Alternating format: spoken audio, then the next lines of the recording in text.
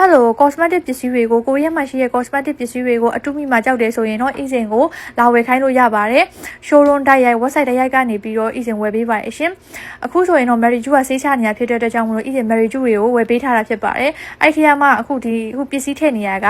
easy သွားပို့ပေးရမှာပေါ့နော်သူကညီမလေးရေအမကိုshowroom နဲ့ကနေပြီးတော့မှကိုချစ်စီရန်နှစ်ဘူးရဲ့ Mary Ju capsule လေးနှစ်ဘူးအမကိုဝယ်ပြီးတော့ပို့ပေးပါအောင်အမအချိန်မရလို့ဆိုတာနဲ့ easy ကဝယ်ပြီးတော့မှပို့ပေးမှာဖြစ်တဲ့အတွက်ကြောင့်မို့လို့ပစ္စည်းတွေထည့်နေရဖြစ်ပါတယ်မြန်မာနိုင်ငံမှာရှိတဲ့